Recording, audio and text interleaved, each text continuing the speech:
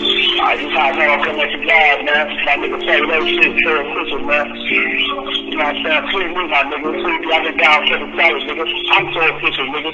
For sure, man. Free Roddy, nigga. Eddie got another one. Yo, what up? What's happening? Welcome to another episode of Outside Looking Inside with your guy, Fatty. If you ain't hit that subscribe button yet, man, you tripping. We got a lot of good information for y'all today.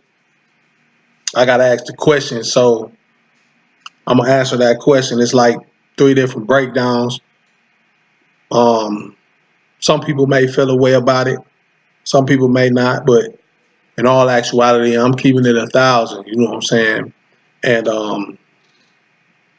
like I said, some people may feel away. Some people may be happy that I did it like this, but I'm really just answering the question. And the question is jail/prison talk real or myth? I took a couple notes on this, so you might see me looking over to the side. I'm really reading my notes. And I say, asking me that question, I would say that it's very real. It's not a myth, but it's not bad as, you know what I'm saying, everybody say it is. And like I said, you got 3 different aspects of like prison talk. And I'm gonna try my best to explain them 3 to you. All right, so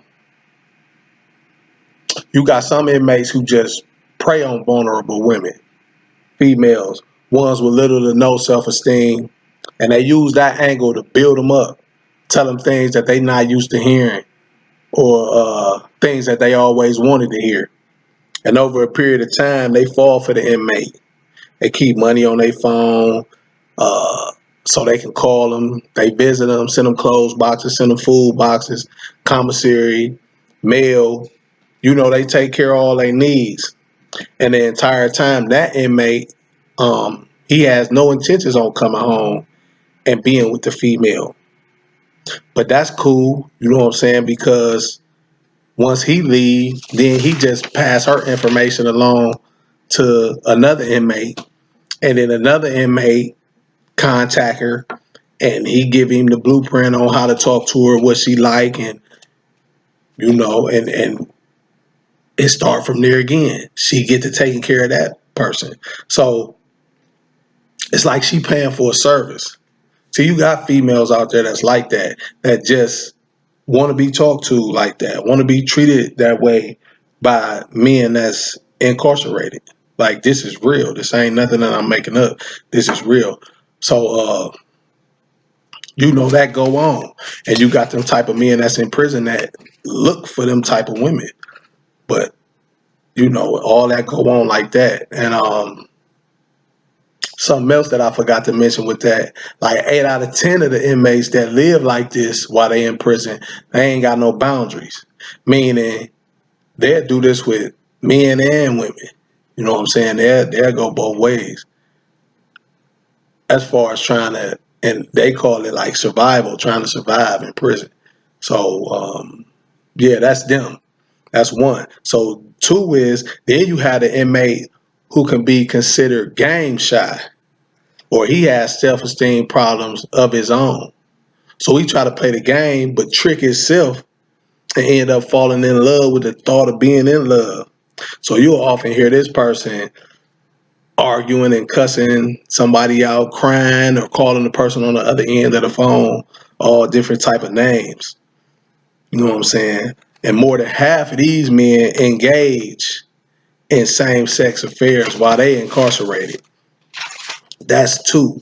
Then lastly, you got the guy that's really he mean each and every word that he say.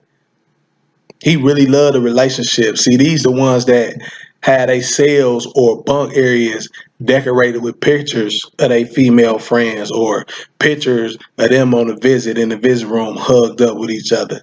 Not to say that that couple stay together once he come home, but it's hard genuine. So more than likely, he may come home and they spend some time together and the relationship fails because of other reasons. but it's associated with him coming home from jail by the gossipers. You know what I'm saying? But it could be a plethora of reasons why the relationship failed. See, relationships from being inside incarcerated to being on the streets, they similar. They very similar. Just the roles is kind of reversed because let's say if the woman on the street and she taking the big end, she doing more for the male. Versus if the male on the street, he may be doing more for the female if he on the street in a relationship. And in some relationships, it's 50-50 in jail and on the streets. So like the conversation of jail talk and all that comes into play when a dude on the street and he really don't say I love you or you know what I'm saying, be considerate or compassionate like that when he on the street, but then when he get in jail, you know, the I love yous and all that come out.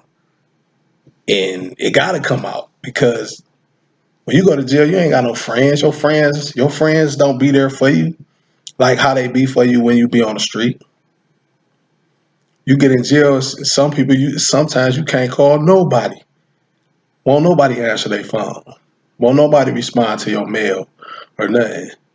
So when you looking and the only person there is your woman, like, baby, I love you. I love you.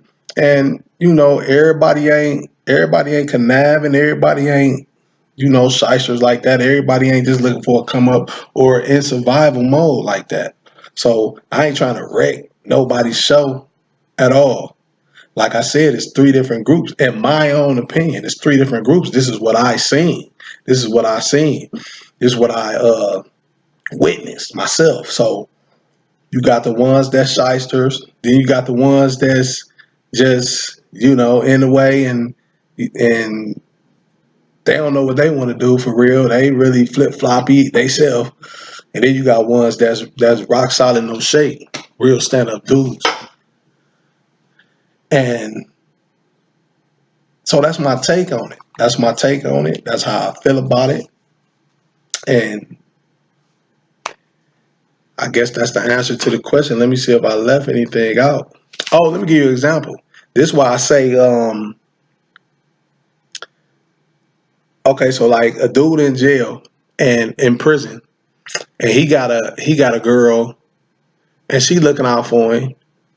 She might not be as pretty as the next girl.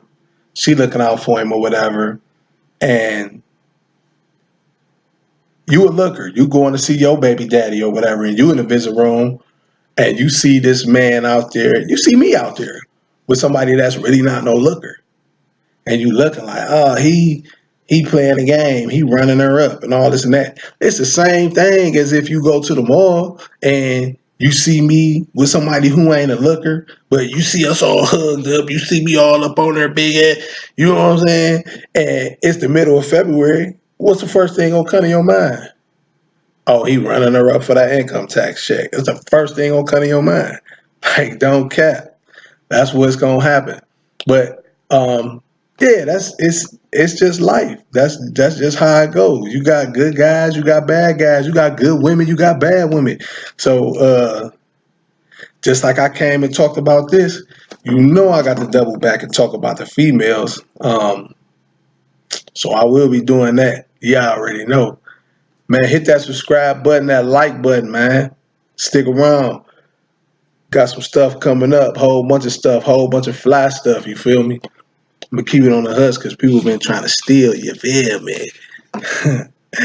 But stick around. Hit that subscribe button, that like button, man. Outside looking inside, man. Share this, man. If you got some questions, some comments, hit me up. KINGFATTY, the number 0 @gmail.com. Outside looking inside, what you got? Fatty. 1000. I'm so official.